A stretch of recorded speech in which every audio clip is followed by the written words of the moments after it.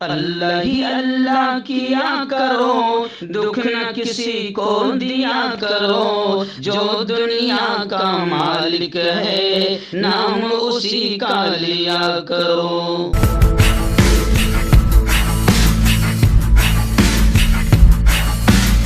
तकमीली तलबीना ताकत, सेहत और शिफा के लिए सुन्नत और तिब्बे नबवी का बेहतरीन नुस्खा। अभी ऑर्डर करें, कम पैसे में हमारे साथ बिजनेस शुरू करें। भारत भर से डिस्ट्रीब्यूटर और होलसेलर बनने के लिए अभी कॉल करें 9579591975। Takmili food products private limited, Malegaon, India. जोड़ों की पुरानी से पुरानी लाइलाज तकलीफ जैसे घुटनों का दर्द, पीठ और कमर का दर्द, कंधे, गर्दन और पैरों में दर्द के लिए संधि प्लस देसी शिफा लाए हैं मर्द और औरतों के तमाम गुप्त रोगों का इलाज।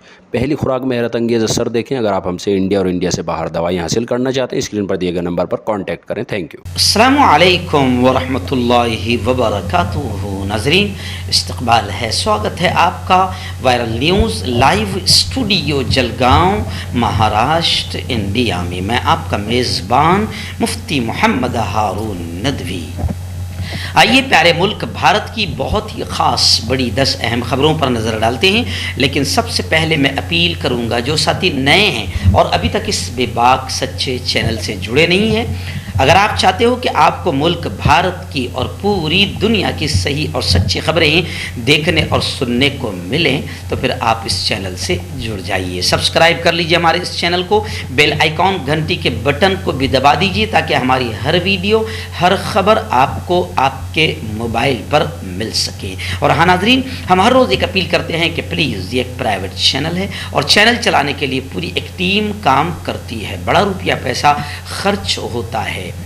अगर आप चाहते हो कि ऐसे चैनल जो जुल्म और जालिमों के ख़िलाफ़ बेबाक अंदाज में बोल रहे हैं, अगर आप चाहते हो कि ऐसे चैनल मजबूत हो, बाकी रहे, तो फिर आप चैनल की फाइनेंशियल हेल्प, माली ताउन, माली मदद ज़रूर कीजिए। स्क्रीन पर आप नज़र डालें, हमारे चैनल का बैंक अकाउंट नंबर भी दिया जाता है। और अगर आप ऑनलाइन पैसा भेजकर मदद करना चाहते हैं तो गूगल पे, फ़ोनपे और पेटीएम, तीनों का नंबर एक ही है, 9923223361। अल्लाह ने जो भी आपको ताकत दी है, उस एतबार से हर दिन या हफ्ते या महीने में एक बार ही सही 200, 500, 1000 रुपये आप पाबंदी से मदद कीजिए और चैनल को मजबूत कीजिए। आइए, पहली बड़ी खबर इस वक्त आ रही है, मैं इसे अच्छी ही खबर कहूँगा। जी हाँ, आप जानते हैं कि दिल्ली के जहांगीरपुरी में किस तरीके से भगवा आतंकियों ने आतंक का नंगा नाच खेला और पुलिस भी बाकायदा उनके साथ कुछ वीडियोस में खड़ी हुई नज़र आ रही है। जी हाँ, सोशल मीडिया की वजह से ये सारी वीडियोस वायरल हो रही है, वरना गोदी मीडिया तो हर तरह से बदमाशी की इंतहा कर रही है। खैर, जहांगीरपुरी तशद्दुद को लेकर दिल्ली पुलिस को अदालत ने ज़बरदस्त फटकार लगाई और कहा कि पुलिस के रोल के जांच की ज़रूरत है और होनी चाहिए।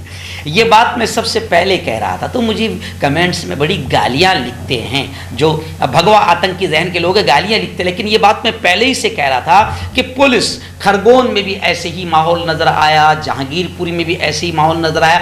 जहाँ जहाँ दंगे फसाद हो रहे हैं, वहाँ पुलिस एक तरफ कहीं खामोश तमाशाई बनकर बाकायदा भगवा आतंकियों को पत्थर फेंकते हुए, तलवार लहराते हुए देख रही है, तो कहीं कहीं पर तो पुलिस खुद साथ साथ चलती हुई नज़र आ रही है। तो खैर, अदालत ने यह कहा कि पुलिस के रोल की भी जांच की जरूरत है। दिल्ली की अदालत ने कहा कि पुलिस की जिम्मेदारी बिला इजाजत निकाले गए जुलूस को रोकना थी। बगैर परमिशन के जुलूस निकला था तो उसको रोकने की जिम्मेदारी पुलिस की थी, लेकिन पुलिस रोक नहीं रही, बल्कि उनकी सिक्योरिटी करते हुए जुलूस के साथ चलती हुई नजर आई। खैर, जो कसूरवार अफसरान हैं उनको जवाबदेह बनाने पर अदालत ने जोर दिया। खैर, होना चाहिए। पूछे बगैर इजाज़त, बगैर पूछे शोभा यात्रा कैसे निकली, अदालत ने फटकारा। गिरफ्तारियों का सिलसिला जारी है। मुस्लिम इलाकों में खौफ हिरास, यानी पुलिस की बदमाशी आप देखें या हुकूमत की बदमाशी आप देखें कि अभी भी गिरफ्तारियों का सिलसिला जारी है। मुस्लिम मोहल्लों में डर और खौफ का माहौल बना हुआ है। हालांकि गिरफ्तारियां उनकी होनी चाहिए जिन्होंने बगैर इजाज़त शोभा यात्रा निकाल कर दंगे और फसाद का माहौल बनाया। आइए नाज़रीन, रियासत महाराष्ट्र के अमरावती से आज़ाद उम्मीदवार के तौर पर जीतने वाली नवनीत राणा और फिर किसी और की गोद में जाकर बैठ जाने वाली नवनीत राणा की मुश्किलें अब बढ़ती जा रही है। जी हाँ, आप जानते हैं कि हनुमान चालीसा पढ़ने के लिए अमरावती से मुंबई पहुंची थी, माहौल ख़राब करने के लिए। आखिर गिरफ्तार कर ली गई, फिर कुछ दिनों के बाद जमानत मिली। अब खबरें आ रही है कि नवनीत राणा पर फिर गिरफ्तारी की तलवार लटक रही है, क्योंकि अस्पताल से डिस्चार्ज होते ही बयानबाजी नवनीत राणा ने शुरू कर दी और कहा कि हनुमान चालीसा के लिए 14 दिन नहीं 14 साल की जेल के लिए भी तैयार हूं। तो अब जनाब, कोर्ट ने जो जमानत दी थी, कुछ शर्तें लगाई थी, उन शर्तों की खिलाफ वर्जी के बुनियाद पर जमानत की मनसूखी के लिए महाराष्ट्र सरकार कोर्ट जाएगी, ऐसी खबरें सामने आ रही है। और अगर महाराष्ट्र सरकार कोर्ट गई तो नवनीत राणा के 14 साल जेल में रहने की तमन्ना भी पूरी हो सकती है।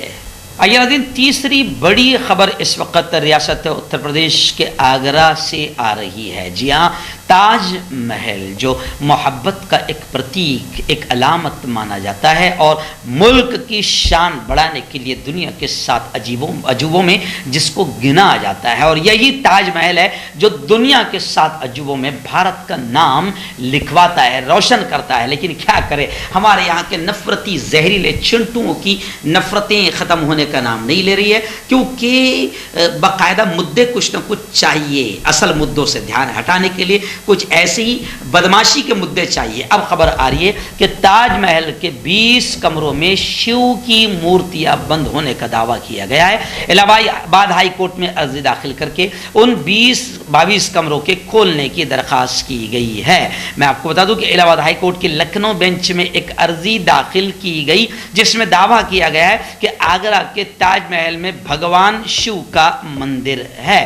ताजमहल के बालाई और जेरी हिस्से में 22 कमरे हैं जिन्हें आर्जी तौर पर बंद कर दिया गया है। इनमें से 20 कमरों को खोलने का मुतालबा किया गया है, जहां मूर्तियां और शवाहिद मौजूद होने का दावा किया गया है। आप जानते हैं कि मुगलिया दौर की मशहूर और मोहब्बत की लाजवाल और यादगार निशानी ताजमहल के 20 कमरों की हकीकत जानने के लिए एक अदालत में पिटीशन दायर की गई है कि इनको खोला जाए, यानी गोया कि एक नया मुद्दा अगले इलेक्शन के लिए तैयार किया जा रहा है। आइए नाज़रीन, फिर बड़ी अच्छी खबर इस वक्त मेरे निगाहों के सामने आ रही है। जी मैंने कहा ना कि अदालतें अभी जिंदा है, इंसाफ कहीं ना कहीं बाकी है, मायूस होने की भी ज़रूरत नहीं है। जी हाँ, खबर आ रही है कि दिल्ली में जो धर्म संसद हुई थी और दिल्ली पुलिस जो है उसको भी यूं समझे कि दबाने की कोशिश कर रही थी, और ये पहले कह रही थी कि यहाँ कुछ नहीं हुआ, यहाँ कोई हरामीपन, कोई बदमाशी नहीं हुई, कोई मुसलमानों के खिलाफ भड़काऊ बातें नहीं हुई है। लेकिन सुप्रीम कोर्ट की फटकार सरजनिश काम आई और दिल्ली की धर्म संसद के खिलाफ FIR दर्ज हो गई। दिल्ली पुलिस ने पहले क्लीन चिट दे दी थी और अब कबूल किया कि हिंदू युवा वाहिनी के प्रोग्राम में मुसलमानों के खिलाफ तशद्दुद पर उकसाने की कोशिशें की गई है। यानी जब सुप्रीम कोर्ट ने जब फटकार लगाई तो जब जाके अब पुलिस ने FIR को दर्ज किया। सुरेश चौहान के धर्म संसद में हिंदू राष्ट्र के क़याम के लिए हाजरीन से जो वो अहद ले रहे हैं और हलफ शपथनामा ले रहे हैं, वो तस्वीरें भी वायरल हो रही है। और उस वक़्त किस तरीके से जहर उगला गया था, सोशल मीडिया पर वीडियोस वायरल हुई थी। लेकिन पुलिस भी हमारी इतनी बेशर्म हो गई है कि इतना सब कुछ दुनिया देख रही है, उसके बावजूद भी पुलिस दबाने की कोशिश करती है। आखिर सुप्रीम कोर्ट ने फटकार लगाई और दिल्ली की धर्म संसद के खिलाफ FIR दर्ज हो गई। नाज़रीन, उत्तर प्रदेश की ज्ञान वापी मस्जिद को लेकर लगातार खबरें आ रही है और सियासी माहौल गर्माता जा रहा है। लेकिन अभी बड़ी अजीब खबर आई है कि ज्ञान वापी मस्जिद मामले में एक नया मोड़ आ गया। विश्व वेदक सनातन संघ ने अपना दावा वापस लेने का ऐलान कर दिया। विश्व वेदक सनातन संघ नाम की एक तंजीम, उसके अध्यक्ष जितेंद्र सिंह ने ऐलान किया है कि वो मंदिर फरीक की जानिब से मामले पर दी गई अर्जी वापस ले लेंगे। यानी ज्ञान वापी मस्जिद और काशी विश्वनाथ श्रृंगार गौरी मामले में नया मोड़ आया है और यहाँ बाकायदा दर्शन और पूजा को लेकर 2 दिनों से सर्वे पर हंगामा मचा है। सर्वे का हुक्म 5 खवातीन की अर्जी पर दिया गया था और अब एक नया मोड़ उस वक्त सामने आया जब अचानक विश्व वेदक सनातन संघ के अध्यक्ष ने अपना दावा वापस लेने का ऐलान कर दिया। आइए दिन रियासत कर्नाटक के बेंगलुरु से बड़ी खबर आ रही है। जी हाँ, एक हिंदुत्ववादी कट्टरवादी तंजीम है श्री राम सेना, इन्होंने खुली धमकी देते हुए ये कहा कि हम अदालत के हुक्म की खिलाफ वर्जी करेंगे और सुबह 5 बजे कर्नाटक के मंदिरों में हनुमान चालीसा पढ़ेंगे। उन्होंने इल्ज़ाम लगाया कि स्टेट हुकूमत यहाँ की मस्जिदों में लाउड स्पीकर के खिलाफ कार्रवाई करने में नाकाम रही है और मुतालिक ने कहा कि अब हम सुबह 5 बजे से मंदिरों में हनुमान चालीसा पढ़ेंगे और हम भी हुक्म की खिलाफ वर्जी करेंगे। तो मैं आपको बता दूं कि मुसलमानों ने तो अदालत के आदेश का पालन किया, लेकिन यहाँ पर ये यूँ समझिए कि कट्टरवादी आतंकी जहन के लोग जो मुल्क में नफरतें फैला रहे, ये कुल्ले आम अदालतों का भी मजाक उड़ा रहे हैं। इसलिए लोगों का ये कहना है कि इन लोगों पर कड़ी कार्रवाई की जाए ताकि मुल्क का अमन व अमान और शांति बरकरार रहे। रियासत मध्य प्रदेश के इंदौर से हमारे रिपोर्टर मकसूद लोधी और इरशाद शकील शेख ने बताया कि इंदौर में जो हादसा हुआ, 2 मंजिला इमारत में आग लगी जिसमें 7 अफराद दम घुटकर हलाक हो गए।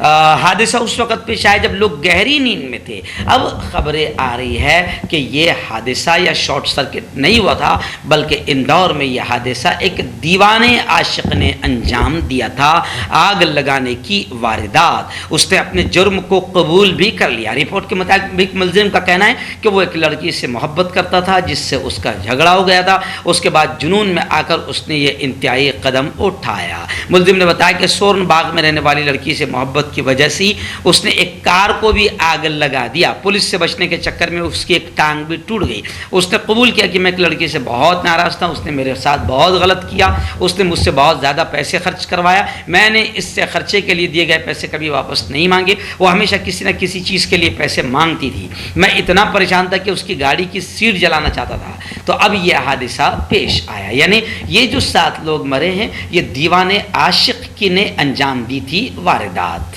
आइए एक बड़ी अफसोसनाक खबर आ रही है। जी हाँ, एलन मस्क जिनके बारे में आप जानते हैं कि एक बड़े आदमी हैं और बहुत बड़ा कारोबार है और कई मुल्कों में जब ये कदम रखते हैं तो उन मुल्कों का भी भला होता है। लेकिन अभी खबर आ रही है कि मोदी हुकूमत की गलत शर्तों की वजह से एलन मस्क बड़े गुस्सा हो गए और वो हिंदुस्तान को छोड़कर दीगर बाज़ारों की तरफ मुतवज्जे होते नज़र आ रहे हैं। उन्होंने कहा कि मैं जो कार हिंदुस्तान में लॉन्च कर रहा हूँ तो उसकी कीमत से भी दुगना कीमत यहाँ पर बाकायदा हुकूमत को अदा करना पड़ रहा है, जिसकी वजह से मेरी कार की कीमत बहुत ज़्यादा हो रही है, जो इंतहाई गलत चीज़ है। लेकिन मोदी हुकूमत की शर्तें जो है हमको भी नुकसान पहुँचा रही है और भारत को भी नुकसान पहुँचा रही है, इसलिए वो काफ़ी गुस्सा हो गए और हिंदुस्तान को छोड़कर दीगर बाज़ारों की तरफ मुतवज्जे हो गए हैं, जिससे हमारा आम जनता का भी और हमारे मुल्क का भी नुकसान होगा।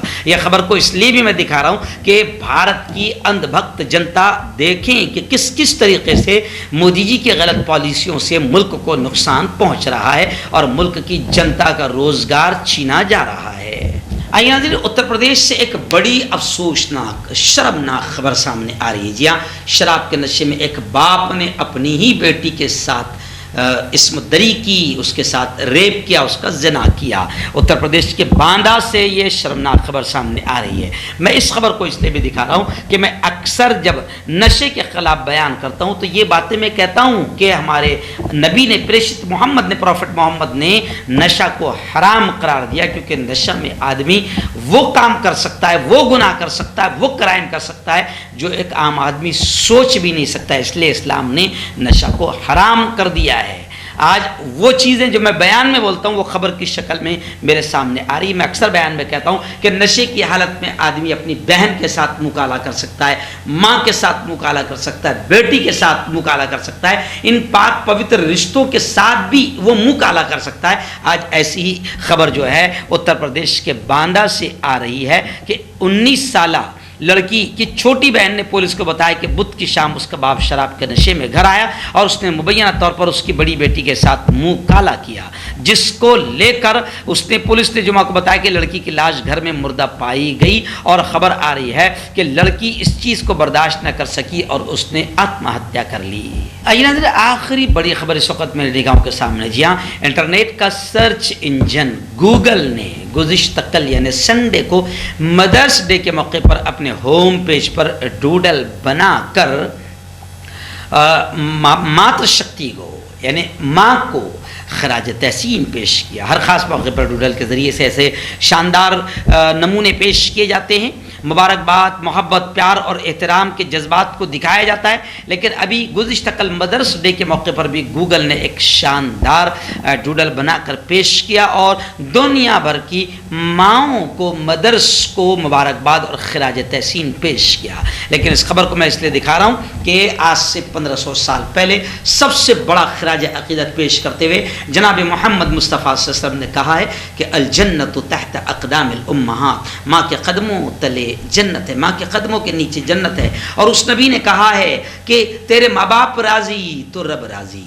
जी हाँ, तेरे माँ बाप राज़ी तो रब राज़ी। तो माँ बाप की जो अहमियत, माँ का जो मकाम, माँ का जो एहतराम इस्लाम ने बताया है और जो इस्लाम ने माँ के मकाम और उसको खराज तहसीन पेश किया है, मुबारकबाद पेश की है, वो गूगल और डूडल क्या पेश कर सकता है। और याद रखें कि एक जुमला आखिरी कि ऐसा मदर्स डे और फादर्स डे एक दिन नहीं मनाया जाना चाहिए। इस्लाम तो कहता है कि हर लम्हा मदर्स डे मनाओ और हर लम्हा फादर्स डे मनाओ, क्योंकि तुम्हारे माँ बाप राज़ी तो रब राज़ी। और नबी ने यह तक कहा है कि माँ के कदमों के नीचे जन्नत है और बाप जन्नत का दरवाज़ा है। तो इस्लाम हर दिन मदर्स डे और फादर्स डे मनाने का हुक्म देता है।